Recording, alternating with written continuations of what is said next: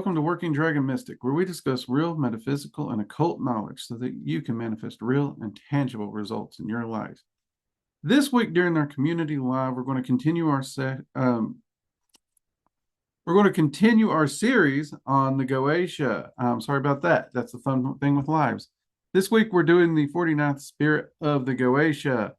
Crocell is how I've always heard it pronounced. I have heard a few people pronounce it Crocell, but I've always heard it with the hard O, Crocell. If you have a different pronunciation, that's fine with me. Don't mind one bit. All right. Now, we always go through these pretty straightforward. For those wanting the sigil will be at the top of the chat notes for the live people. If you're watching this on YouTube, when we get to the sigil, I'll make sure it's on the screen for you all. All right. So the appearance of this particular spirit in the Goetia is described as, and this is one of the simple appearances, but at the same time, it can get complex. All it states about this particular spirit is they appear in the form of an angel. Okay. Now with that means that it can appear in the form of an angel, period. So talking with a lot of magicians and mages and practitioners over the years, a lot of them have indeed confirmed this. I've seen this a lot myself. Now, originally, I have seen some people that called it bullshit, and there's a reason for that. They did not see an angel, or that's what they thought. Most people, when they say appears in the form of an angel, they expect to see a human with wings. That's what they think of an angel. That is not categorically the traditional imagery for an angel. That is, as far as human history goes, relatively modern. No, if you actually look at the true form of an angel, which could be like a fiery ball of rings with eyes all over it, or a bulbous mass of eyes and flames and wings, all kinds of weird stuff. That is honestly what this thing usually appeared when I was first starting to work with it. Yes, it was a little creepy, but also, at least for me, luckily, I had done a lot of theological research and stuff. So I kind of anticipated it, I'll be honest. When I was reading it, when I read it, and when I read Form of an Angel, I'm thinking humanoid with wings. That is where my brain went.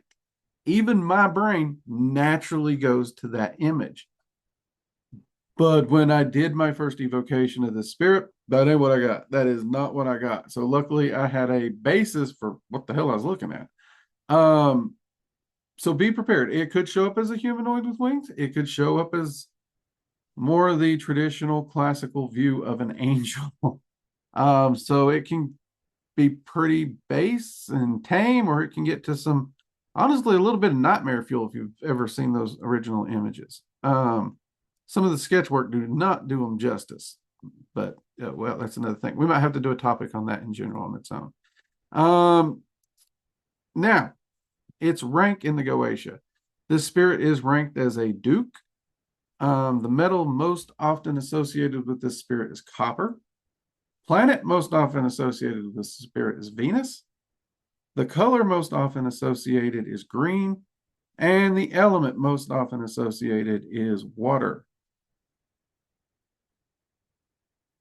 All right. If you are watching on YouTube, be sure to check out the Working Dragon Mystic online community. There should be a link below the video. We also have an online school over there that is accessible to all supporters for just $10. You get access to the supporter area, live chats, the school, which has Dragon Magic 101, 102, meditation, a lot of stuff, and monthly giveaways, and access to workshops. All right. Now, this is where the spirit actually gets quick and easy, because honestly, throughout the years, I've been trying to find more and more to tinker and work with this spirit, but it ultimately always seems to kind of condense down to 3 quick and easy bullet points. And everything I've found that the spirit's good at really ties right back into these 3, right? Now, in the Goetia, the original uses of this spirit was simply listed as teaches liberal sciences and geometry, and he can find water and he can warm it. Honestly and truly, the finding water thing, I guess in a survival situation, that could be handy. If you just bought new property and maybe you're wanting to drill a well, could be fun to try and see if you can find the location before the drillers come. I'm not going to lie, I know a few dowsers who's taken that bet. It's been kind of interesting to see. At least the people who's used the spirit for finding water, I got to say, I've never seen anyone hit the water. At least if it was drillable depth. I've seen it found surface water where you can get to it with like a shovel or something. So that would be an interesting thing to, hopefully I get an opportunity to test more, but there's not a lot of people drilling wells anymore, just to be honest. Now, modern views of it though. Let's get into the modern. This is honestly the first one is probably one of the places I use it the most. And in all honesty, it is help you in understanding mystical texts, right? Doesn't matter. It can be a theological text, it can be a grimoire, it can be something else. They will help it make sense. Now, what they will not do in traditional grimoires, where they're incomplete books, because they're never meant to be a complete book. They're supposed to be notes. They're supposed to be like a journal. It won't complete the book. It'll just help you make sense of what's already written there. It won't fill in the blanks, as it were. So that's half useful in those cases. But in other instances where you are reading things and studying it and trying, like if you're reading the Havamal, and I know a lot of people who's used it, gone back and read through things like the Bible, comparing that to what's the word for it? It's a different Bible. I can't think of it. Indonesian Bible, I think might be it. Maybe. I don't know. I can't think of it right now. I'm drawing a blank. What a time to draw a blank. But any other text, the Quran would be a good text that some people's use this on. Very helpful. I have used this on a lot of different occult texts because this day and age, so many writers write from so many different linguistic viewpoints that sometimes having a different perspective, having an entity that can give you a different perspective can be massively helpful. Ethiopian, thank you. That's the one, Jackie. Thank you. That is it. Yes, Ethiopian. I knew it was a coffee. It was a coffee. So yeah, appreciate that. Yes. Can be very helpful. It really is. Sometimes it can be helpful just to get a little clarity on what you're reading. You know what I mean? Especially if it's something that's been translated and maybe translated wonky, which happens with just about every book in existence, not just mystical texts. You don't believe me? Watch poorly translated anime. It's actually quite funny, really, when you watch it. Anywho, moving on. The next one. And this is actually one that next to the mystical text, I use this one the most. And early in my developing study habits, this is actually where I used it the most. Okay. Make it easier for you to learn, right? Many people who followed this channel for a long time know I am dyslexic, and it made it very, very difficult. Also, ADHD. So there's that too. Like, I got plenty of reasons that it was difficult for me in school. Unfortunately, I didn't find this when I was in school, but definitely helping with the learning things. Now, that being said, it does tend to require you to be actively learning, right? Don't do the Garfield thing. Don't take a book or a subject, stick it under your pillow, do a ritual to this entity and sleep on it and think you're going to wake up tomorrow knowing the subject. You're not. That's stupid. It ain't going to happen. Sorry. But at the same time, if you're actually doing the work, if you're actually studying, if you're taking the notes and you're actually seeking to learn something, whether it's from a book or you're practicing an active skill like blacksmithing, cooking, sewing, it can be a skill of hand. If you are trying to learn and develop somewhere, this entity can help. And it is a really good entity for those things. I have found it very helpful. Anytime, for whatever reason, I'm having trouble with studying. If I don't know if it's jet lag, if I don't know if I'm tired, if I don't know if maybe I forgot to take my medicine, if I think that, I usually go check. Whatever it may be, if I can't nail down why I'm having trouble, or even if I can't, but I still have to do it, I work with this entity to help get that extra little bit of focus I need to study and train. All right. The next one, honestly, this was one I can only go through other people to get confirmed. I've never bothered trying this one, and that is help persuade someone to indulge your desires. Straight up. And yeah, I've heard this go from some really weird stuff to some pretty silly stuff. Like, I know one magician absolutely could not get anyone to go play laser tag with them. So they literally employed this entity to help them to convince a group of friends to go play laser tag, right? And honestly, that's not a bad use for this. Really, laser tag is pretty fun. I would probably do it for paintball more than laser tag, but that's me. Like I said, I haven't gotten, well, it's not that I haven't gotten to, I just never have used it. Um, and you can take desires and you can ramp that up into some of the weird stuff that I have heard. You could probably guess. Um, but I've also seen it for some pretty mundane things, going to a concert, going to a movie, going to dinner. Um, I think one of them actually had some friends join them at like a comic book convention or a Comic-Con, something like that. I can't remember the exact context of that, but it was one of the conventions where they do a lot of the costumes and cosplays and stuff. So there's that. Uh Matthias says there's hope for to get a D&D group together yet. That's not a bad idea. That's not a bad idea. So yeah, that is literally the three things that this entity is good for. Now, like I said, you can see why I say, like, everything I've tinkered with seems to always roll back to this, whether it's in researching text and trying to understand text and trying to understand the nuances and the layers within the meanings and stuff. I tend to go to this entity amongst a few others, but it still ties back to just understanding mystical text, right? And when it comes to learning, you could even say the learning one might tie back to that.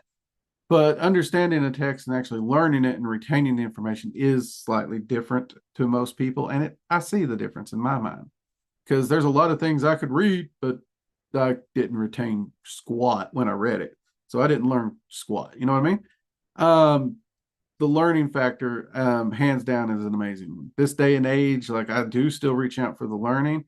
And I am actually slowing down on the mystical text ones. I just don't reach for as many mystical texts as I used to, because now that we've got those 3 arcane pillars down, at least in my studies, in my life, I'm at a point as a magician where if I need information, I can usually find it without having to go find a book again. So that's a handy part. But, I had to get there. So, and at the same time, like many of you all know, I do have plenty of friends who ask me theological questions about different things. We'll debate. We discuss my beliefs. We discuss their beliefs. So the topic of the Bible and other books like that will come up. This is an entity when it comes time to, I guess you'd say, attend a Bible study. I will reach out to this entity as well as a few others to really get a good picture of the section we're talking about, because I love the historical side. I love the wisdoms that are baked in there, and I love to look back at why things were and the way what they meant then as opposed to what we see now. So in that case, a lot of this still does come into play quite often. Now, grant you, outside the learning factor, this may not be a particularly interesting entity to a lot of people. Sounds kind of boring. People usually want sex, love, and rock and roll. Whatever floats your boat. To me, I actually relatively enjoyed this entity because I am a knowledge junkie. I love to learn. I love to study. That's just me.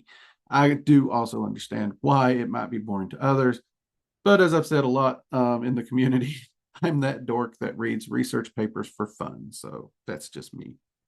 All right. And we'll make sure to get the sigil up on the screen here for the YouTube folks. Those in the live chat, just scroll the way to the top and you'll see the sigil. If you want, I'll also drop it afterwards for y'all too. And that's pretty much it. Like I said, my experiences with this, I really did dive into. I loved studying the Bible when I was in church, and I really did study it quite a bit. And I tried to go back to the roots. I tried to look at where was it translated from? Why was it, I tried to go through the linguistics of it. And after I left the church, and I started studying magic, when I came to this one, I had to go back and reread through those texts and do another pass of them to see, could this entity show me any new insights, open up new wisdoms in there? And it actually did. I found it absolutely fascinating what I found in there. And if I ever go back and do another pass, I'll probably speak with this entity. I also worked with this entity alongside Odin when I did a pass through the Edis, not just the Havamal, but the entire, both the prose Edis and the poetic Edis. I worked with both Odin and this entity to get a broader view. A lot of people's like, why not go with Odin? I did, but I also wanted another view, not just a Norse view. And I found that this particular spirit was actually very helpful with that.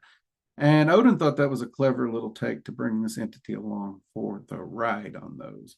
So there's that. Those are the two that really stand out in my mind. And like I said, with the learning, it was literally developing study habits that would help me retain information and ways of organizing stuff. And I still use most of those to this day. And in truth, when it comes time to try and figure out a way to organize something, especially if I'm putting something together, I'll reach out to this entity because I have a working relationship. They know I have trouble learning. So if I'm trying to organize information for a path working or research project or whatnot, and I'm trying to get the data, I'm trying to learn the data, I reach out to them and they're really good at helping me find a way to cobble it together so that it sticks in this crazy old brain of mine. There we go. Okay. That would be my experiences with Crocell 20, or not 20, 49th Spirit of the Goetia. All right, everybody, again, check out our online community if you can, or if you're interested. And we do have the online school over there now too, which is all courses are included with the supporters. So for the low price of $10 a month, you can get access to the classes, take the classes, enjoy them, have fun, and also meet a lot of great people. There is a free side of the community too, so you can come over there and join the general side of the community for free, which is where we are actually doing these videos weekly. All right. Until next time, everybody, take care. I'm going to jump off here and answer the community's questions about this entity. Have a good evening.